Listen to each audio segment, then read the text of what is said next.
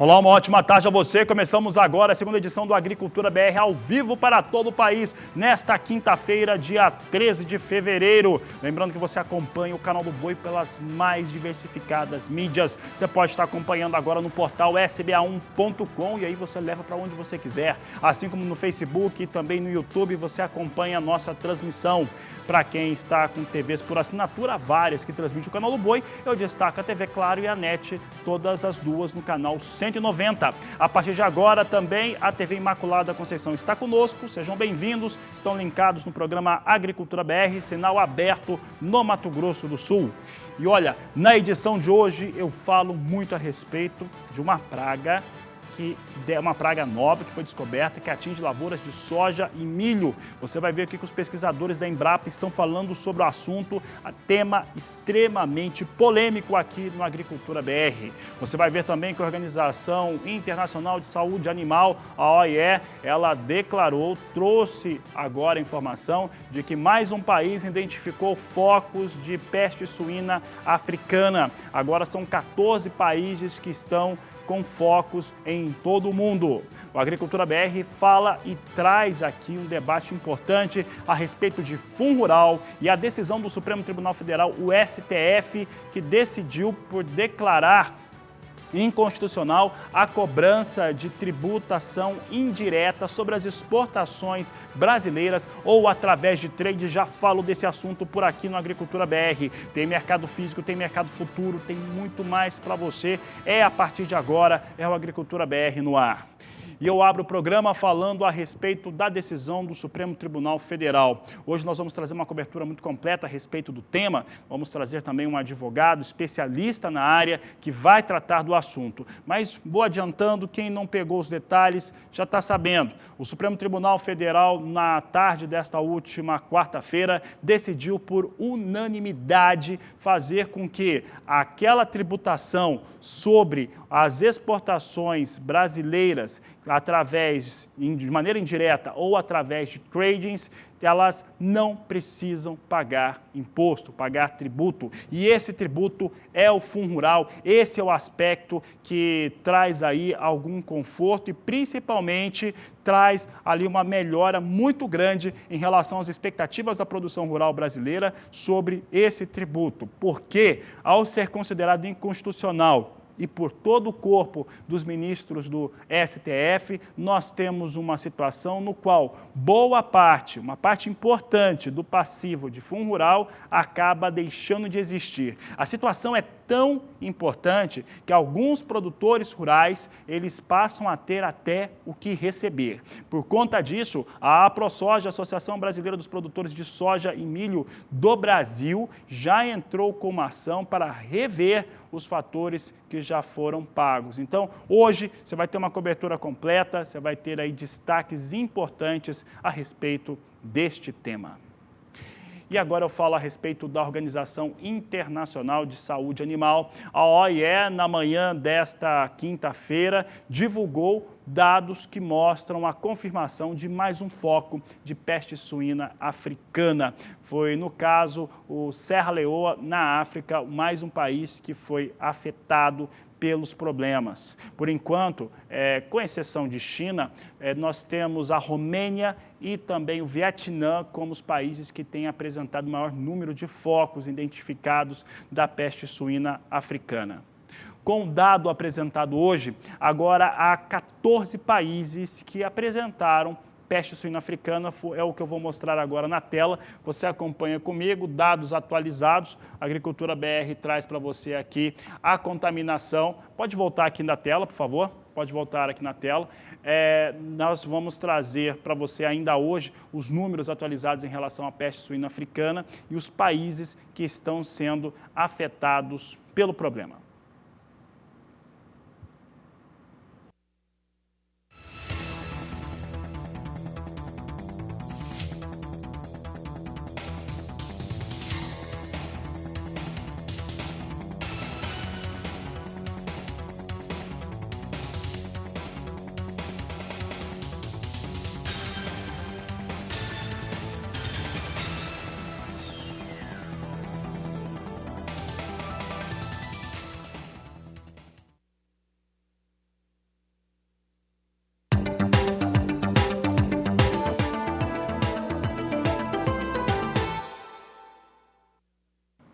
Falo agora a respeito das informações sobre o mercado da soja e eu começo sobre o cenário internacional. Tradicionalmente, às quintas-feiras, o Departamento de Agricultura dos Estados Unidos divulga o seu relatório de vendas e exportações. Esse relatório trouxe vendas de soja semanal com as comercializações até a última quinta-feira, dia 6 de fevereiro. E elas totalizaram 644.800 toneladas, uma participação pequena, posso até dizer, pífia da China, que comprou apenas 130 mil toneladas. Esta semana, encerrada no dia 6 de fevereiro, ela teve uma queda de 7% frente aos números registrados uma semana antes. Vamos ver os números, então, norte-americanos para a venda de soja. Nós temos aqui a comercialização da soja até o dia 6 de fevereiro de 2020 para os Estados Unidos. Você vê aqui os números precisos em 644.821 toneladas, o que faz com que a safra norte-americana atinja 32.940.000 toneladas na campanha para uma meta total de 48.310.000 toneladas a serem comercializadas. Olha, vamos dar uma olhada agora como é que vem o mercado de soja, o mercado da soja lá nos Estados Unidos. É o que eu destaco agora, é Chicago trazendo para você aqui. Dando uma olhada rápida, nós estamos vendo aqui Chicago entrando no segundo dia consecutivo de melhora nas negociações. Vem em alta mais uma vez Chicago. Nós temos aqui a posição de mais curto prazo sendo negociada a $8,95 mais 6 por bushel. Aqui a posição de maio a $9,05 mais 6 por bushel neste momento na Bolsa norte-americana. A posição de julho vem a $9,17 mais 6 o bushel, enquanto que a posição de agosto, neste momento, é negociada a $9,21 por bushel. São os números que a Agricultura BR traz para você neste momento em relação às negociações com soja na Bolsa Norte-Americana de Chicago. É a referência internacional que trazemos aqui para você que acompanha a nossa programação. Vamos dar uma olhada agora como é que vem o dólar comercial. São os fundamentos econômicos que dão sustentação aos preços. Você tem comigo aqui os negócios com dólar, hoje recuando 0,64%, uma queda mais expressiva para o dólar, para a moeda norte-americana aqui no Brasil. Neste momento, negociada a R$ 4,32 mais 2. Esses são os números que nós trazemos aqui em relação ao que vem acontecendo com a moeda norte-americana. Nós temos, portanto, um clima positivo no mercado. Esse clima positivo no mercado era comentado desde cedo pela equipe de França Júnior, na Datagro, que vinha falando que tem esse clima um pouco mais favorável em relação aos negócios com oleaginosa. Inclusive, na madrugada, a alta da soja chegou até 1%, próximo a 1%, chegou a alta no dia de hoje, com algumas preocupações, principalmente relacionados a um novo vírus contaminando. Mas contaminando não só as pessoas, mas também o ambiente. E, portanto, isso poderia mudar. Por enquanto, esse ambiente um pouco mais favorável para os negócios vai se mantendo, é o destaque do Agricultura BR neste momento, é o que nós vamos mostrando para você. Vou falar com o Walter Pulga Júnior agora, ele vai nos mostrar um pouco do que vem acontecendo com esse mercado agora no Agricultura BR. Daqui a pouco o Walter Pulga participa conosco, nós queremos saber como é que vem o mercado financeiro e também como é que vem se posicionando neste momento a moeda norte-americana. Já estamos aí com boa parte do dia já percorrido e eu vou saber do Pulga agora. Pulga, eu estava comentando agora, as informações que a equipe de França Júnior da Datagro nos informava logo cedo, falando a respeito das expectativas para o dia de hoje, um clima melhor em relação à situação financeira em todo o mundo e principalmente sobre commodities, em relação à soja, principalmente. Entretanto, havia preocupações em relação ao novo vírus em torno de outros países identificando mais pessoas contaminadas. Como é que vem agora o câmbio, Walter Pulga? Como é que vem se comportando o mercado financeiro? Boa tarde, seja bem-vindo. Boa tarde a você, boa tarde a todos. Fabiano, o que ocorre é o seguinte, as últimas notícias, logo pela manhã, já davam conta de que mortes e casos de coronavírus saltam na China e sugerem uma crise muito maior do que foi a princípio imaginada, né? A província chinesa, que é o epicentro do surto do novo coronavírus, relatou um aumento recorde no número de novas mortes provocadas por essa infecção. Lógico, isso caiu como uma bomba no mercado. O número total de mortos por causa do recém-descoberto vírus na China subiu para 1.367, um aumento de 254 casos em relação à véspera, em apenas um dia. Bom, há muita desconfiança no mercado sobre esses números e isso abala todo o mercado internacional. Começando pelo dólar aqui. Depois dessas informações logo cedo, o dólar disparou, foi a R$ 4,37 mais 90. Há algumas agências apontando o dólar já acima de 4,39. Nem todas conseguiram apurar negócios nesse valor, mas o Banco Central agiu rapidamente, foi ao mercado para tentar derrubar essa alta acentuada do dólar. O presidente Jair Bolsonaro chegou a admitir que o dólar está alto um pouquinho. Ou seja, o dólar neste momento está em queda, cai 0,77%, mas ainda está na faixa de 4,31 mais 65, perto de 4,32. Vem em baixa, mas por conta de atuação do Banco Central. O Banco Central foi ao mercado ofertando dólares ao mercado através de operações de swap, ou seja, bateu 4,38, o Banco Central atuou e atuou rapidamente. Por isso o dólar começou a ceder. Agora, o Banco Central oferta ao mercado 13 mil contratos de swap cambial tradicional com vencimento em agosto, outubro e dezembro, agora há pouco, entre 11h30 e 11h40. As agências noticiavam isso. Fora isso, mais contratos, mais papéis, que significam dólares no mercado para conter essa alta acentuada do dólar. Por isso nós temos o dólar agora em leve baixa. Agora, essas informações de que nós temos um número maior, né, de casos na China do que se esperava, já levam as principais bolsas do mundo a ceder. Agora há pouco nós tínhamos queda nas bolsas, nos principais índices de mercado financeiro lá nos Estados Unidos. Temos também algum movimento negativo na Europa e o índice Bovespa operava em baixa diante desses novos temores com o coronavírus. Agora, nosso índice Bovespa perde 1,26%, neste momento a 115.198 pontos.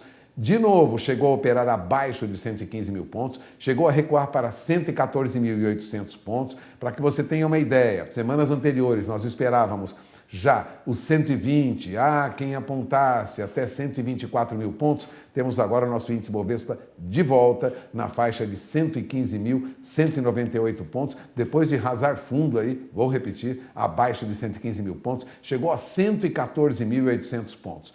Bom, entre os principais papéis negociados na Bolsa, nós temos, eu acompanho aqui toda a evolução dos negócios, o que nós temos são alguns papéis da área de frigoríficos, da área de agronegócio, nós não temos grandes baixas neste momento. Nós temos alguns problemas com bancos, nós temos alguns problemas com empresas como a CSN, ou seja, com movimento de baixa. Não há ações, vamos dizer assim, do agronegócio em alta. Algumas ações sobem, por exemplo, o Suzano sobe um pouco agora, papel e celulose, eu acompanho aqui, mas o mercado está, digamos assim, temeroso dos danos que esse coronavírus pode causar, já que a OMS também reconhece que há perigo para diferentes países no mundo em relação ao avanço do coronavírus. O índice Bovespa, portanto, opera em baixa e entre as maiores baixas estariam algumas ações que não estão ligadas aí ao agronegócio. Suzano sobe mais de 1% agora há pouco, Marfrig subia mais de 2,40%, mas não está entre as ações mais negociadas no momento. Eu vou repetir, em Wall Street há um recuo das máximas recordes com temores aí sobre essa nova contagem de mortos e de contaminados pelo coronavírus. Situação bem complicada, porque há muita especulação, Fabiano, o telespectador deve ficar atento a isso, sobre os danos que o coronavírus pode causar em diferentes economias do mundo e prejudicar o comércio mundial. Ainda há muita especulação, alguns consideram que há exagero, outros consideram que os números estão subestimados, portanto, é preciso ficar atento à movimentação do mercado financeiro, mas um fato é evidente.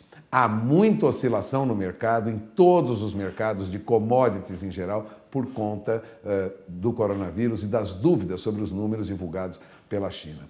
Por isso, de olho na informação. Durante a nossa programação, né, Fabiano, no retorno também, na outra edição, na terceira edição do Agricultura BR, você terá mais informações sobre isso. Depois temos o Mais Pecuária também. Você acompanha o mercado financeiro conosco para tomar a melhor decisão num momento conturbado como que estamos vivendo agora. É com você.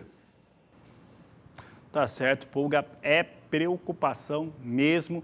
Era essa preocupação que vinha logo pelo cedo, quando eu falo cedo, de madrugada mesmo, por volta das 5h30 da manhã, quando começávamos a atualizar os dados e conversar com algumas fontes, inclusive com a Datagro, colocando essa preocupação sobre o mercado financeiro e também sobre commodities agrícolas, principalmente soja, que vem saindo-se melhor agora. Eu vou voltar agora para o aspecto de relação com commodity, porque a soja vem mesmo com uma melhora muito forte no dia de hoje. Chicago se recupera, os prêmios pagos nos portos brasileiros são excelentes, vem com alta porque a China está comprando muito, e aí nós temos os valores de referência muito superiores nesta quinta-feira. Vamos dar uma olhada como é que está sendo trabalhado, como estão sendo trabalhados os preços. Santos e Paranaguá têm valores nesse momento de referência a R$ 88,50 a saca de 60 quilos. É a informação destacada aqui pela Granos Corretora, que fornece aqui as informações diariamente ao Agricultura BR.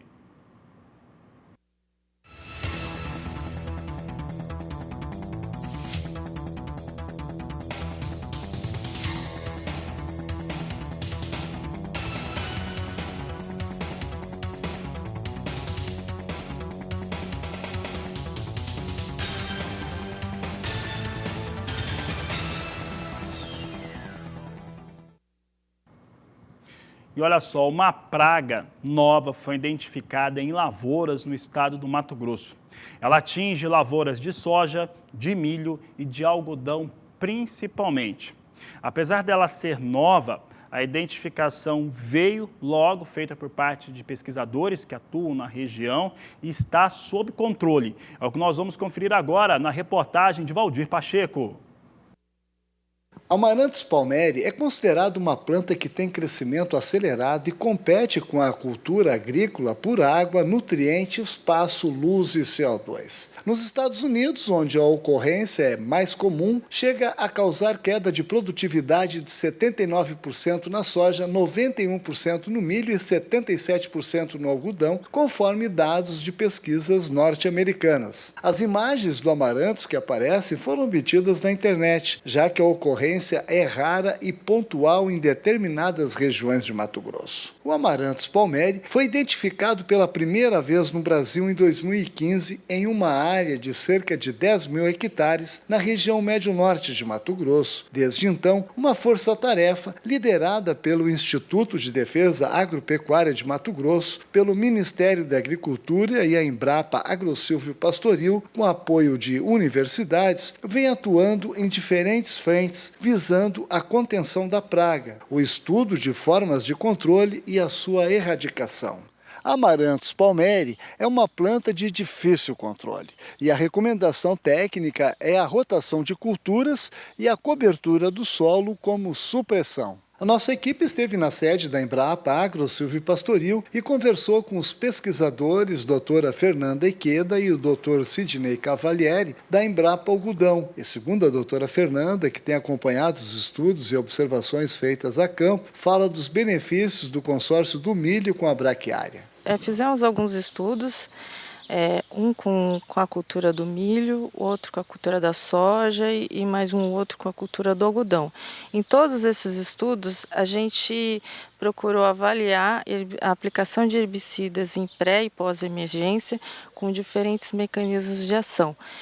Pensando em rotacionar, fazer realmente essa rotação de mecanismos de ação, que é uma prática recomendada, no caso, para se evitar novos casos de resistência a herbicidas, e também a consorciação do milho com a braquiária, com o intuito de também observar o controle cultural que pode ser obtido, né, com esse consórcio. Então a gente observou que a importância dele, né, embora não seja apenas o consórcio a gente teria em torno aí de 80% de controle, a inserção do milho mais braquiária na questão assim, pensando naqueles produtores de soja e algodão, né, a inserção dela numa rotação de culturas desse consórcio seria importante também. Como resultado de esforços por parte dos órgãos de fiscalização e da colaboração efetiva das propriedades identificadas na espécie, o programa foi eficiente, embora a espécie ainda não possa ser considerada erradicada. O Amaranthus palmeri é considerado uma planta exótica e agora chegou no Brasil a partir de 2015.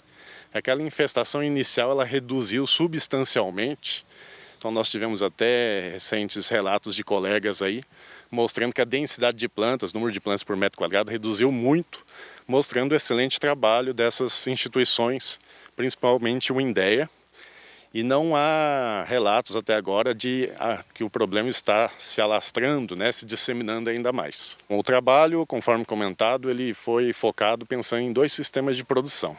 O primeiro com o sistema soja-algodão, bem típico do estado, e o sistema soja-milho. No caso do sistema soja-algodão, nós trabalhamos com combinações de herbicidas, pensando em diferentes mecanismos de ação, focando principalmente nos herbicidas em pré-emergência, que tem residual no solo. Daí então a importância aí de controle dos fluxos de emergência, né? Porque assim como as outras invasoras também, o Amaranthus palmeri, a germinação é escalonada no tempo. Então nós temos que ter um efeito de controle dentro do ciclo da cultura. Nós observamos que quando o herbicida glufosinato de amônio ele é inserido no sistema com algodão, o controle é quase 100%. Pensando mais num sistema soja-milho, onde o milho antes da soja ele é consorciado com o braquiário, um consórcio pensando no capim marandu, no qual somente com o estabelecimento dessa espécie junto com o milho consorciado, nós obtivemos cerca de 80% devido à supressão de plantas daninhas. Com o objetivo de erradicá-la, resultou na necessidade de capinas manuais das plantas escapes para evitar a disseminação, especialmente via sementes. Então, só que esse controle com capina deve ser realizado assim de forma criteriosa, digamos assim. Ele deve ser feito, a capina deve ser feita rente ao solo, porque se você cortar a planta tipo a 3 ou 15 centímetros, ela consegue se restabelecer, porque ela rebrota e depois cresce normalmente e produz sementes, né? Existem já estudos que mostram isso. E a questão do cuidado na limpeza do maquinário. O Amaranthus palmeri chegou no Brasil, acredito que seja por conta de trânsito de máquinas importadas dos Estados Unidos, que colheram áreas infestadas com a invasora e trouxe consigo o problema da resistência. Então, o Instituto Mato Grossense do Algodão, por meio de um projeto de resistência de plantas daninhas, eles identificaram primeiramente resistência a glifosato nas plantas de Amaranthus palmeri e depois verificaram que era um problema de resistência múltipla, de resistência além do glifosato com inibidores da ALS. Daí então é importante frisar a importância de limpeza de maquinário quando a gente pensa em resistência, porque uma forma tradicional de aparecimento de resistência numa área é por meio de pressão de seleção, quando você aplica um mesmo herbicida, safra após safra, continuamente.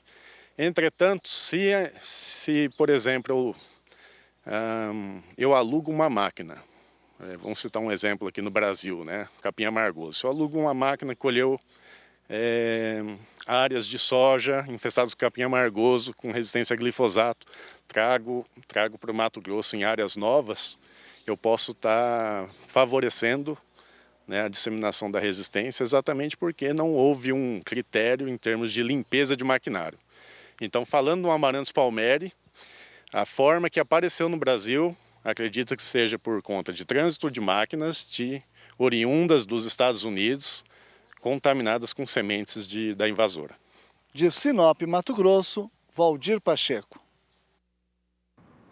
Mais informações você vai ter durante a cobertura do Canal do Boi, está sempre de olho nisso que é importante para o seu negócio. Então, continuamos acompanhando o caso e a identificação, claro, e o que os pesquisadores têm feito para tratar essa praga, nova praga identificada nas lavouras mato-grossenses.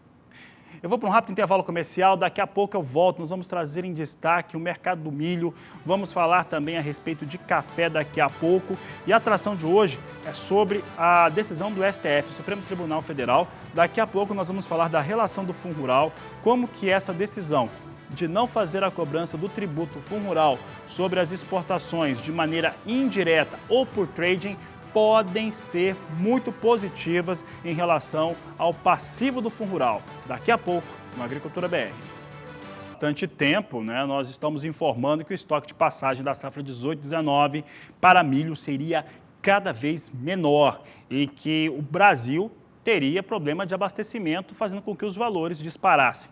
Essa situação já podemos dizer que é consolidado. Nós não vamos aqui na Agricultura BR recuar em relação a esse posicionamento. De fato, isso acontece, os estoques, no nosso entendimento, são menores do que aqueles que são oficialmente divulgados.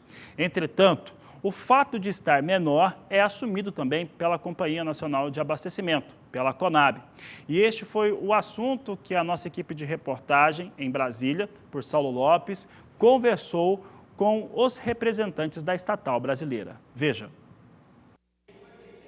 Nós vamos conversar com Guilherme Bastos, que é diretor de política agrícola da CONAB, Companhia Nacional de Abastecimento, para falar de um assunto sensível que impacta a alimentação de animais, impacta também na importação e exportação. É o milho. O milho nós estamos no menor estoque de passagem. O que é isso? É a passagem 2019-2020. Guilherme, esse estoque hoje está em quanto? Hoje, os estoques de passagem de um ano para outro, em torno de 11 milhões e meio de toneladas, né? Com a nossa divulgação de safra ontem, mostrando aí a produção de quase 100 milhões e meio de toneladas de milho, as exportações de 34 milhões, o consumo aí em torno de 72 milhões de toneladas, o estoque resultante no final desse ano comercial, o ano comercial do milho, lembrando aqui pela CONAB, ele vai de fevereiro de 2020 a janeiro de 2021. Então, a expectativa é que tenhamos o menor nível de estoques finais nesse período comercial em janeiro de 2021, que, segundo as nossas estimativas aqui, apontam para 8 milhões e 200, 8 milhões e 300 mil toneladas. Agora, desculpe, só para a gente entender o seguinte, esse estoque, estoque de passagem, não está nas mãos do governo em si, está na mão dos armazenadores, da iniciativa privada, não é isso mesmo? E dentro dessa pergunta, isso pode impactar, por exemplo, a suinocultura? Sim. Então, como você bem colocou, hoje o que nós temos de estoque na mão do governo, quer dizer, nos estoques públicos, é apenas 270, 250 mil toneladas, né? Então, a gente vê que é muito pouco diante, inclusive, desse volume que a gente está fazendo uma estimativa baixa. O restante está exatamente na mão ou de produtores, cooperativas, cerealistas, trades, né? É o estoque que fica na mão aí do setor privado. Isso impacta na suinocultura, porque a gente está precisando demais exportar para a China, né? É um momento importante, embora tenha um problema do coronavírus, mas o Brasil tem importado cada vez mais proteínas e os suínos é bastante importante. Se sobe o milho, que é a matéria-prima para alimentação do animal, pode haver um impacto também no setor, Guilherme? Sim. Então, isso é o que a gente vê, né? A gente está falando aí de uma estimativa que pega um início ao final de um ano comercial. Claro que quando você dilui isso ao longo dos meses, né, nós temos a entrada do milho primeira safra, a entrada da colheita do milho primeira safra, que começa agora, a meados de fevereiro, intensificando em março e por aí diante. Então, a gente tem uma entrada aí, segundo as nossas estimativas, de quase 26 milhões de toneladas. Então, não é uma situação de desabastecimento, é uma situação de uma escassez relativa de milho em relação a outros anos. Então, está mais apertado. Ou seja, o que hoje tem de estoques privados disponíveis, ele equivale a praticamente um mês de consumo. Então, isso daí dá exatamente, é como a gente vê quando acompanha as hortaliças e frutas, por exemplo. Faltou produto, o preço sobe. Então, é basicamente isso que acontece nesse mesmo molde, pensando aqui para as commodities. Ou seja, em um mês se resolve isso. Portanto, a gente não pode aí pensar, né, fazer uma ilação. Não, por que não importa? Não está dentro desse cenário ainda, né?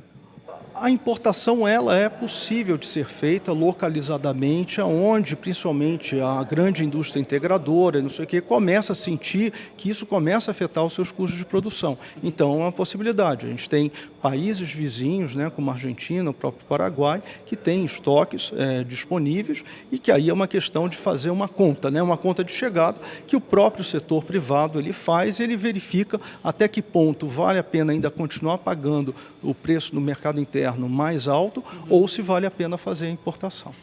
Concluindo então, o milho primeira safra no mês de março já está na fazenda, prontinho nos armazéns para ser distribuído, produção de ração e tudo mais, é isso? Não todo em março, mas né? boa parte que já equilibra. Você começa uma entrada e a gente, inclusive nos próximos boletins, a gente faz o acompanhamento da colheita do milho primeira safra, então vai uma gradação, mas vamos dizer que em março você já começa com uma boa parte dessa produção já sendo colhida e já estando disponibilizada aí para o mercado. Então esse momento assim de aperto é um momento que realmente pode se perdurar aí por março, até no março a abril, porque ainda tem todo o processo, né, da colheita até você chegar nos comerciantes, nos armazenadores, tudo mais, para depois você distribuir ao mercado final. Então, vamos dizer que até abril essa pressão ela deve ficar ainda bem forte aí em relação aos preços. E depois a gente tem o início, né, já começa o início da entrada do milho segunda safra, né, que já começa aí para meados de maio, junho, você geralmente já começa com algum milho, principalmente no Mato Grosso. Muito obrigado, Guilherme. Conversamos no Canal do Boi com o Guilherme Bastos, diretor de Política Agrícola da Conab, falando sobre o menor estoque de passagem de milho, mas que tende a se normalizar aí de março para abril, né? Não vai ter problema nenhum, é o que nós esperamos. De Brasília, Saulo Lopes.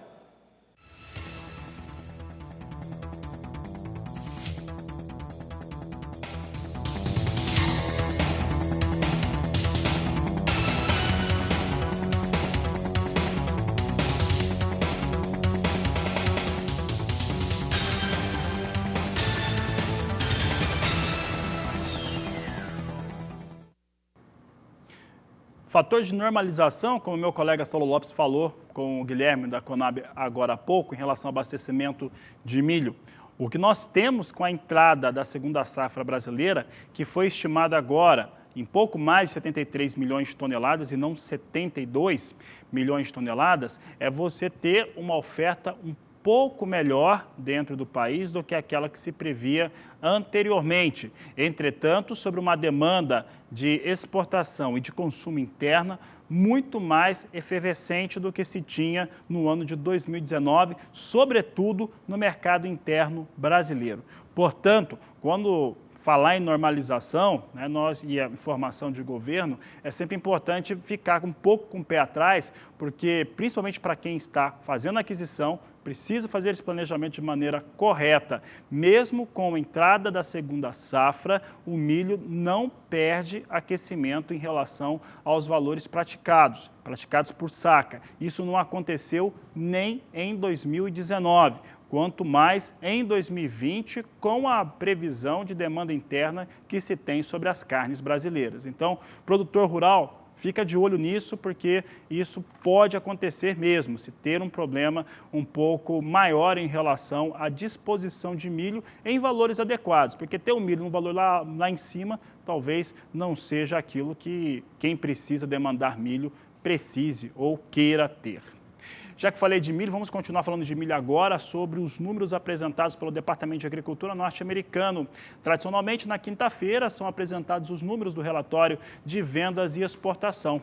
E os números dessa semana, encerrado no dia 6 de fevereiro, foram 22% inferiores ao de uma semana antes e 8% abaixo daquele registrado na média das últimas 4 semanas. Veja conosco como é que vem o milho norte-americano em relação às vendas até o dia 6 de fevereiro de 2020.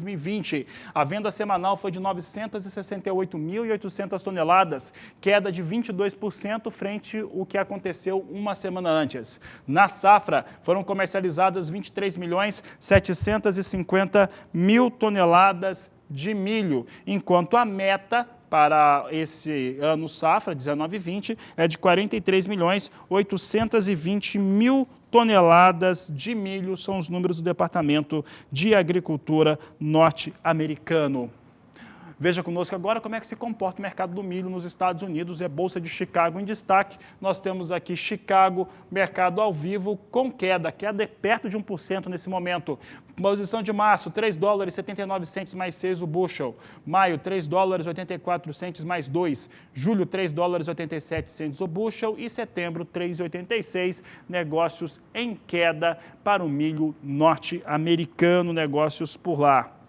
E olha, vamos falar agora de aumento de produção e principalmente como que a produtividade, e quando se fala de fatores que impactam na rentabilidade e aquisição de alimentos para a produção leiteira, são importantes. É o que nós vamos conferir agora nessa entrevista feita por Walter Puga Jr.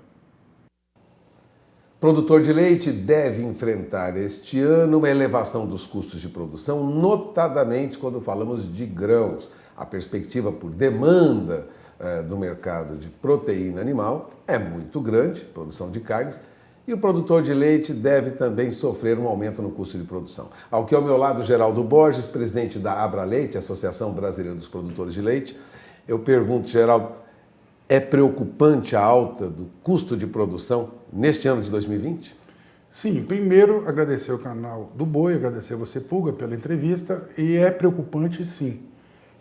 Nós temos aí uma perspectiva de que os nossos principais insumos, milho e soja, tenham realmente uma sobrecarga nos seus preços e que isso pode dificultar mais ainda para o produtor de leite. Nos últimos 2, 3 meses a gente tem visto uma certa estabilidade no preço e há uma perspectiva que o preço do leite possa se manter estável até junho, julho, ou seja, nos próximos 6 meses.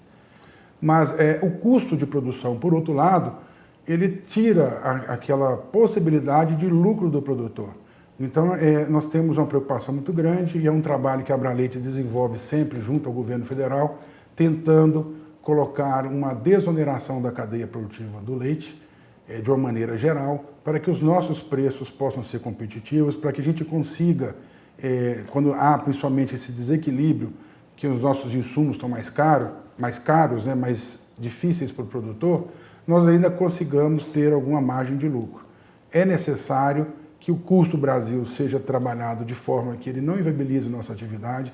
Nós temos exemplos clássicos como a CLT, ou seja, as leis trabalhistas no Brasil inviabilizam, às vezes, com encargos, com um custo mais alto, a contratação de colaboradores, de pessoas que vão trabalhar na nossa atividade. Isso não é só no leite, é em todas as atividades.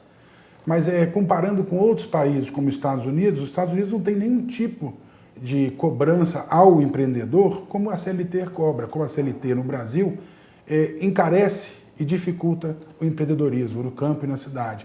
No nosso caso, no leite, nós temos várias outras formas de desonerações que podem ser feitas, não só essa que é muito difícil de ser trabalhada, mas nós temos impostos de importação, tá? Uma série de impostos internos que criam assimetrias entre o Brasil e outros países produtores de leite, como impostos em produtos industrializados, tratores, equipamentos, máquinas, parafusos, etc., que giram em torno de 42%. E países vizinhos como Argentina e Uruguai importam esses nossos manufaturados sem os 42%, sem nada de imposto. Então isso acabam tendo uma vantagem. Acabam tendo uma vantagem comercial, o seu litro do leite para ser produzido tem um custo menor, e eles ainda mandam para cá, através do Mercosul, o leite sem nenhum tipo de tributação. Então essas assimetrias também, a gente tem trabalhado muito isso para que o Guedes, a equipe econômica do governo, entenda que o Mercosul está defasado, é um tratado antigo, precisa ser revisto. Ele prejudica algumas cadeias como o leite, como o arroz, como o trigo. Isso não é de hoje que nós batemos nessa tecla, desde 2007, quando a Abraleite foi criada, há 2 anos e meio. Nós sempre falamos isso no governo Temer e estamos fazendo o mesmo agora com o governo Bolsonaro nesse 1 ano de governo.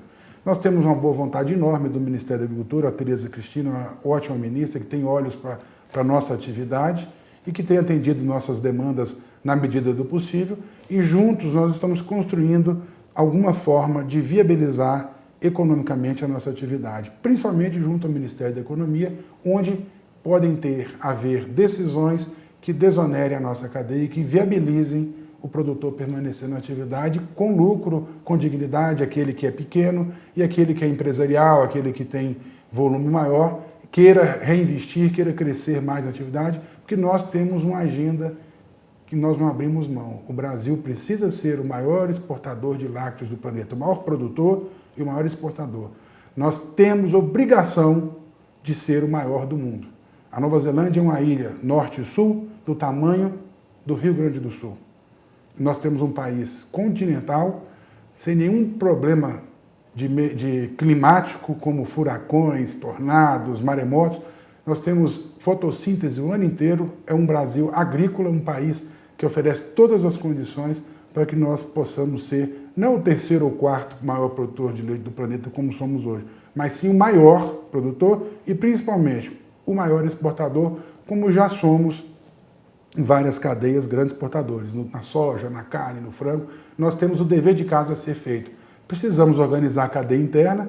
Essas ações que nós trabalhamos no dia a dia é justamente para que a gente consiga implementar essas mudanças, a cadeia se organizar, não haver esses fenômenos de produtores saindo da atividade cada dia mais, e nós conseguimos manter o pequeno, médio, grande com lucro, com dignidade na sua atividade.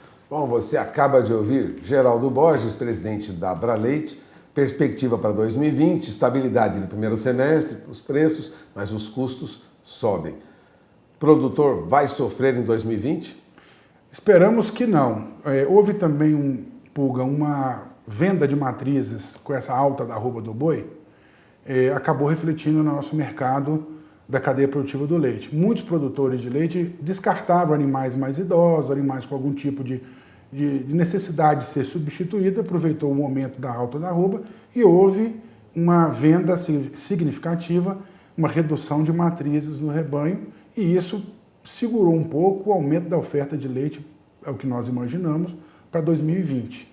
Nós atingimos agora em 2018 praticamente a autossuficiência na produção de leite, ou seja, produzimos o que o Brasil consome.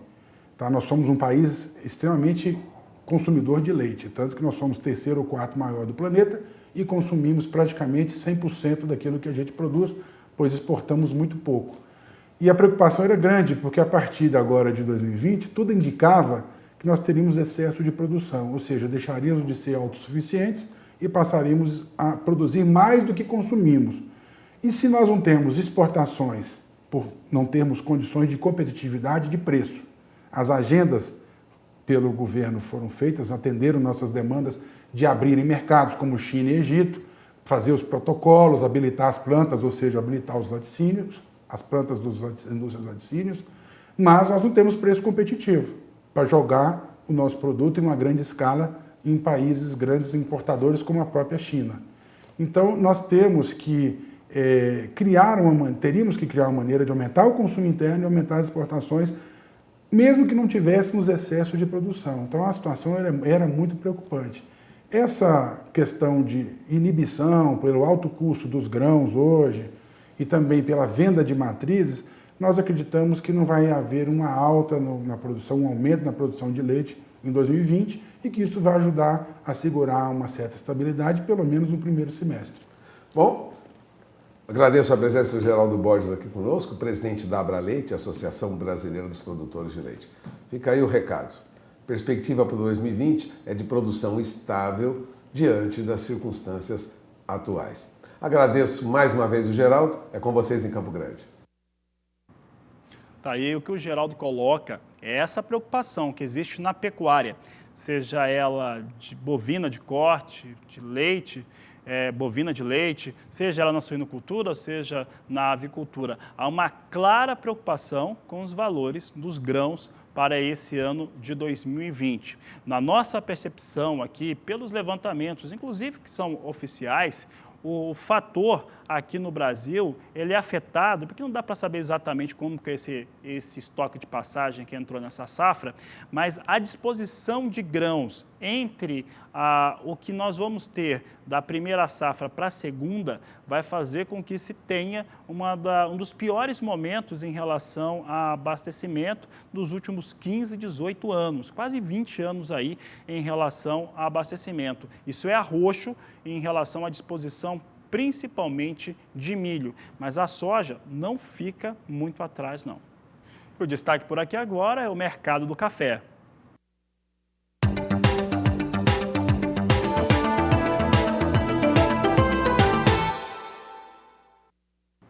Café arábica em destaque. Antes de falar a respeito dos números para o mercado futuro do café, eu quero agradecer a participação de algumas pessoas que nos participam conosco pelas mídias oficiais do Canal do Boi, do Agricultura BR, ou mesmo na minha pessoal. Pode mandar seu recado por lá. Eu quero mandar um grande abraço aqui. Cadê a Isabel Santos? Isabel Santos, que é cafeicultora, família de cafeicultora lá no interior de Minas Gerais, é de Varginha, mandou um grande abraço aqui para nós e perguntou a respeito da entrevista que foi feita com o Eduardo Carvalhais, né? Ele está perguntando o que aconteceu, né? Primeiro que já está no Facebook, já do Agricultura BR, e também está no YouTube do Canal do Boi. Então você pode acessar, Isabel e todo mundo que está interessado. O Carvalhais fez um balanço do que ele espera para essa safra, principalmente considerando uma safra um pouco mais cheia para o café arábica. Dá uma olhada lá, ele comenta sobre mercado, sobre preço e muito mais. Vamos dar uma olhada e falar em preço, como é que vem em Nova York agora. Café em Nova York, plataforma Ice Filter subindo, vem subindo o café em Nova York. Março, $1,02 mais 80 libra-peso. Maio, $1,05 por libra-peso. Julho, $1,07 mais 5. Setembro, $1,09 mais 5 a libra-peso. São os negócios que eu trago em destaque neste momento com café em Nova York.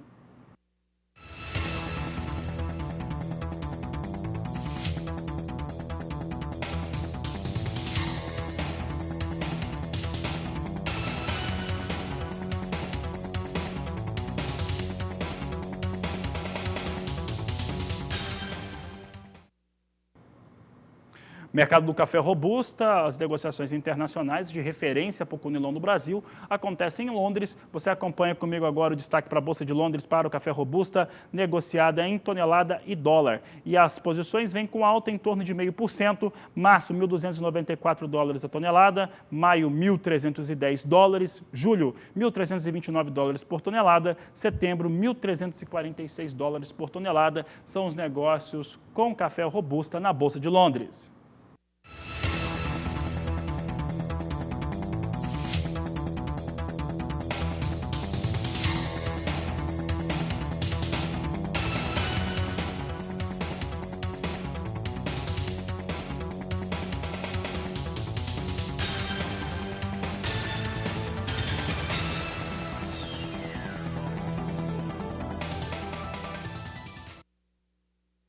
Agricultura BR de volta, e nesse bloco nós vamos trazer em destaque a decisão do Supremo Tribunal Federal, que foi tomada ontem com a participação dos ministros, que decidiram pela inconstitucionalidade da cobrança de tributo para exportação de maneira indireta ou através de tradings de produtos do agronegócio. Um fator que atinge diversos desses produtos, mas principalmente soja e milho. A situação foi bastante comemorada durante essa última tarde de quarta-feira pelos representantes das aprosojas do país e também outras instituições. A votação aconteceu no STF, vou pedir para a minha equipe colocar imagem dessa decisão de ontem, no qual o Supremo Tribunal Federal, você está vendo o ministro Alexandre de Moraes, que foi o relator do recurso, falando, e ele havia se posicionado da seguinte forma, que são pequenos produtores que se organizam ou não têm condição de exportar diretamente. Isso tudo é um caminho para exportar. A finalidade da imunidade tributária foi tornar competitivo o produto nacional. Foi o resumo aí da fala do relator do recurso, Alexandre de Moraes, que votou evidentemente contra o tributo, assim como Edson Fachin, Rosa Weber, Luiz Fux, Carmen Lúcia, Ricardo Lewandowski, Marco Aurélio e Dias Toffoli, presidente da Corte. O pedido inicialmente foi feito pela Associação de Comércio Exterior do Brasil. Esse é o destaque ali pela decisão, né, do STF, que envolveu todos esses ministros na tarde de ontem. E olha, nós conversamos aí, a nossa equipe também esteve participando, né, aguardando os posicionamentos. Nós vamos conferir agora como que a AproSoja, na figura do presidente nacional, Bartolomeu Braz, classificou, avaliou a decisão do STF. Olá, produtores de todo o Brasil. Estamos aqui num campo de produção de soja, uma propriedade no entorno de Brasília, o cenário ideal para um vídeo mostrar a importância do dia de ontem, do dia 12/2, onde a AproSoja Brasil, através aí, de uma ação que nós entramos como Amicus Curiae, pedindo a inconstitucionalidade da cobrança do Fundo Rural nas exportações indiretas. O que são as exportações indiretas? É quando o produtor vende para trade, ou também a própria agroindústria, e ela faz as exportações desse grão sem que seja processado, que vende para fora, para outros países consumidores, como a China, por exemplo. Então, essa soja que foi vendida dessa forma, o produtor agora tem que ir até a sua contabilidade, ver o que é que foi exportado, exigir das trades, mostrar para eles, as agroindústrias, o que foi exportado, para que ele faça um novo recálculo do Fundo Rural. Então, hoje essa dívida do produtor, ela caiu no mínimo 60% ou mais na soja e 25% no milho. Então, nós fizemos aí uma ação coordenada, é lógico, junto com outras entidades, e a gente conseguiu com que o STF julgasse inconstitucional essa matéria, dando aí ao produtor a oportunidade de buscar esse recurso para trás. A gente sabe dessa situação, como foi aquela votação do Fundo Rural, veio a trazer aos produtores uma decepção naquela primeira votação 6-5, agora a AproSoja não desistiu em maneira nenhuma desse tema, veio até com essa ação e nós fomos vitoriosos. Então isso é a importância, produtores, de termos uma entidade com sintonia com o produtor rural. Uma entidade que fica no campo, cuidando da sua lavoura, os representantes, os líderes, mas também está em Brasília, está onde for, nos ministérios, enfim, nos órgãos competentes, para dar o respaldo aos produtores rurais. Um abraço e muito obrigado. Mas foi o Bartolomeu Braz, né, já na Fazenda, ele esteve presente ontem no STF. Olha, logo que encerrou, você teve o posicionamento de outros representantes da AproSoja, como a AproSoja Mato Grosso e também do Andaterra. É o que você confere agora aqui no Agricultura BR. Olá, amigos produtores, Jefferson Rocha, Andaterra. Acabamos de sair aqui do Supremo Tribunal Federal, aonde consagrada foi a tese da imunidade tributária nas exportações indiretas. A partir da publicação desse acórdão, já do resultado do julgamento, a tese jurídica prevalecendo, na prática, cerca de 60%, 70%, até 80% daquele chamado passivo do Fundo Rural é eliminado. Muitos produtores tornar-se-ão credores, inclusive, pelo período que recolheram. A IBA é um caso clássico, tem uma ação que busca desde 2003 a restituição desse indébito. Bom, o jogo virou na situação do Fundo Rural, essa é a verdade. E a partir de agora, nós esperamos que aquele outro residual do Fundo Rural seja resolvido aí politicamente. Mas hoje saímos daqui com uma grande e acachapante vitória. A unanimidade, o Supremo diz que o produtor rural não deve recolher o Fundo Rural quando vende o seu produto via trade company, via empresa comercial exportadora. Quero aqui agradecer, logicamente, a Andaterra, principalmente o deputado Jerônimo e a todos que estão aqui no grupo e outros tantos que acreditaram nessa matéria. E graças a Deus, hoje o Supremo Tribunal Federal reconhece que o indireto da exportação também não tem obrigação de pagar Fundo Rural. Então tenho só a agradecer a todos que acreditaram e as que também não acreditaram que vão se beneficiar. Obrigado a todos. Parabéns. Deputado Jerônimo, uma palavrinha aí, por favor. Eu falo. Então, agora nós temos uma tarefa política a continuar, que é mostrar ao governo, além do compromisso do presidente Jair Bolsonaro de resolver o passivo, esta decisão da justiça brasileira, ela dá mais força ainda para que o governo corrija este equívoco e este erro. Portanto, parabéns à nossa Andaterra, à AproSoja, aos produtores brasileiros que têm nos apoiado e acreditado que nós teremos, ao fim, uma solução para esse problema. Está aí o posicionamento de alguns dos representantes, deputado Jerônimo, o Jefferson Rocha, do Andaterra, advogado também, e o presidente da AproSoja Mato Grosso, Antônio Galvão. Para continuar falando a respeito disso, nessa questão que é do Fundo Rural. O grupo que é citado pelo Galvão, inclusive, é o Grupo Brasil Verde e Amarelo, que é um grupo de produtores rurais e também de pessoas que participam da produção rural brasileira. Também estou nele, discute vários temas do agronegócio e a principal bandeira é a questão do Fundo Rural.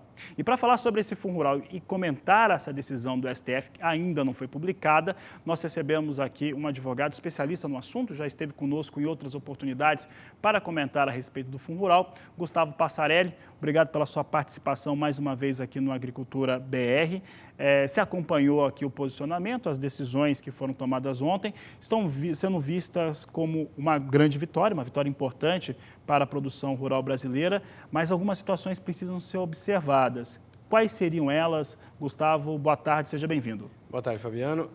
Bom, eu acho que o primeiro ponto que deveria ser anotado com relação a esse julgamento, eu acho que é muito importante diferenciar a declaração de inconstitucionalidade de um tributo de uma decisão, que foi o caso do Supremo, que reconheceu a imunidade da cobrança. Porque, na verdade, a decisão que o Supremo proferiu em 2017, que reconheceu a constitucionalidade da cobrança, ainda continua vigente. O Fundo Rural ainda é constitucional. O que se decidiu agora, temos que aguardar o acórdão, mas o que se decidiu agora no Supremo foi que as operações de exportação indireta, que são aquelas em que o produtor vende para trade, que por sua vez exporta ao mercado externo, não podem ser alcançadas pela cobrança do tributo. E não porque o tributo é inconstitucional, mas sim porque há uma regra de imunidade, que está prevista no artigo 149, parágrafo 2º, inciso 1º da Constituição Federal, que estabelece que estas operações de exportação indireta não podem ser objeto de cobrança. Então é importante deixar claro, até para que o produtor tenha... São muito distintas. São absolutamente distintas, porque nós temos visto muitas declarações a respeito de que o Fundo Rural teria sido declarado inconstitucional e, pelo menos, no meu entendimento, não é isso que acontece. O Fundo Rural continua constitucional. O que acontece é que, para estas operações de exportação indireta, há uma regra de imunidade que impede a cobrança desse tributo. Então, acho que esse é o primeiro apontamento que precisa ser feito sobre a decisão de ontem. Sem, obviamente, retirar o ganho da decisão, sem dúvida alguma. Da questão de ontem. Sem dúvida alguma, foi uma decisão muito importante para a classe produtora, já esperada há muito tempo e nada mais do que justa. Então, houve, de fato, uma grande vitória para a classe produtora. Há, entretanto, que se considerar a maneira de se operacionalizar isso daqui para frente. Porque, na verdade, se nós descermos à prática, ao dia a dia do produtor, o que ele terá vai ser uma nota fiscal de compra e venda de produção para uma trade específica. E para que se alcance qualquer direito à restituição ou, eventualmente, compensação com esse passivo de Fundo Rural, vai ser necessário que se comprove, e isso só vai acontecer através da contribuição das trades, que aquela produção específica daquele produtor foi objeto de uma remessa para exportação. Sem essa comprovação, penso eu, a Receita Federal não aceitará eventual compensação. O produtor, Gustavo, precisa fazer, então, uma comprovação, né? Foi muito bem explicado isso por você agora. Quando ele faz a venda da soja, ele tem a nota e essa nota não discrimina qual vai ser a finalidade da soja que ele vendeu. Quem discrimina se a soja foi para esmagamento interno ou se foi para exportação é a trading para a qual ele comercializou. Exatamente. A destinação do produto, que é objeto de compra e venda entre produção e trade, é a trade que vai dar. E, obviamente, que ela também se utiliza de documentações específicas para comprovar perante os órgãos públicos, sobretudo a Receita Federal e Estadual, que esses produtos são objeto de exportação, para que ela também possa se beneficiar das imunidades decorrentes das operações que ela realiza. Mas é óbvio que há necessidade de o produtor não somente ter a sua nota de compra e venda. É muito importante deixar claro que, no meu entendimento, o produtor simplesmente ter uma nota de compra e venda de soja a uma determinada trade não implica dizer que ele pode chegar na Receita Federal e dizer, olha, eu fiz uma venda aqui de exportação indireta e quero compensar com o meu débito de Fundo Rural. Não entendo que isso seja possível. É necessário que haja uma documentação complementar nesse sentido. Gustavo, aí dentro desse cenário, ali nós vimos as pessoas que estavam falando, os entrevistados, principalmente o presidente da ProSoja Brasil, Bartolomeu Braz, falou a respeito de 60% da produção de soja brasileira, né, e 25% da produção de milho. Ele está se referindo ao que é produzido no Brasil e, fatalmente, ele é exportado. né? Da soja fica mesmo hoje com uma produção de 123, 125 milhões, deve ser na casa de 60% mesmo, milho um pouco mais que 25% que é exportado, mas não necessariamente todos esses 60% da soja, 28, 30% do milho, ele vai ter esse processo de revisão, porque como que isso impacta em relação àquelas empresas que fizeram os embarques diretos, que fizeram as exportações diretas? Bom, na verdade os embarques diretos, ou seja, as empresas que fazem a exportação direta, elas já têm um tratamento tributário totalmente específico. Grandes grupos. Os grandes grupos já têm o seu tratamento tributário e as operações suas já são isentas automaticamente por força da operação de exportação direta. Na exportação indireta, necessariamente, ainda que o volume de soja seja esse de 60%, mas de repente que o de exportação indireta seja um pouco menor, porque talvez esse percentual de 60% seja da totalidade do soja exportado no país, você vai ter uma porção dessa soja que é exportada indiretamente, que vai ser objeto possivelmente dessa compensação. Mas, repito, dependente desta comprovação com a documentação de trade de que esse produto foi enviado ao exterior. Para que se tenha uma questão para o produtor rural conseguir visualizar o que nós estamos dizendo, você frisou muito bem a questão da imunidade em relação à cobrança do tributo para aquilo que é exportado e explicou a inconstitucionalidade. A questão do Fundo Rural ser constitucional é ponto pacificado na última decisão do Supremo Tribunal Federal, só revertida através de uma decisão política. É isso? Sim, a decisão que foi proferida lá atrás, em 2017, reconhecendo que o Fundo Rural é um tributo que reveste-se de constitucionalidade, ela está pacificada, inclusive todos os tribunais do Brasil vêm reiteradamente já decidindo em atendimento e respeito à repercussão geral que a cobrança é devida. Somente um ato político pode modificar a cobrança desse tributo neste momento. E esta decisão do Supremo é importante por quê? Porque ela serve como uma maneira de limitar a cobrança do Fundo Rural, porque, na verdade, o que nós temos? Se não houvesse essa decisão, toda a produção do produtor rural que vende para trade é tributada pelo Fundo Rural. Agora, parte dessa venda, ou até mesmo toda ela, dependendo da documentação, pode não ter a cobrança do Fundo Rural desde que comprovada a exportação. Então, ou seja, hoje, a partir desta decisão, e obviamente também que se não houver modulação de efeitos, que nós temos que aguardar ainda uma decisão final do Supremo sobre isso, a partir de agora, a venda que o produtor fizer comprovada essa exportação, consequentemente ele não paga o Fundo Rural. Vai ser uma maneira, obviamente, e por isso o ganho, e por isso a importância da decisão, vai ser uma maneira de você diminuir a carga de cobrança do tributo sobre a venda da produção. Passarelli, vou fazer aqui uma questão hipotética, tá? Sobre essa imunidade tributária. Primeiro que o caminho para o produtor rural rever não é tão simples assim. Ele vai ter que pressionar trade, solicitar documentações, vai ter que contar com o bom humor dos diretores, de quem faz a aquisição, para que passe as informações se a soja foi ou não foi exportada. Pensando numa situação hipotética, né, de modulação, primeira questão da modulação, como que ela pode funcionar a partir de agora, modulação dessa decisão. A partir de agora, nós podemos pensar que pode haver na nota fiscal já uma discriminação se essa soja foi utilizada internamente ou para exportação, ou não seria possível? Bom, respondendo às duas perguntas. Com relação à modulação, o acórdão será publicado, pode ser que haja embargos de declaração de ambas as partes e a AGU, a Advocacia Geral da União, pode eventualmente pedir que os efeitos sejam modulados. O que significa efeitos modulados? O Supremo pode dizer que essa decisão vale somente das operações daqui para frente e não das anteriores. Seria uma maneira de modular os efeitos. Particularmente, eu acredito que isso não aconteça, porque já não aconteceu com o Fundo Rural. Ou seja, seria uma decisão, a meu ver, injusta. Ou seja, na medida em que eles declararam o Fundo Rural constitucional, não houve modulação de efeitos para que pudesse ser cobrado só dali da frente. Tanto que os produtores tiveram que aderir aos planos de prorrogação da dívida, inclusive com relação aos débitos anteriores.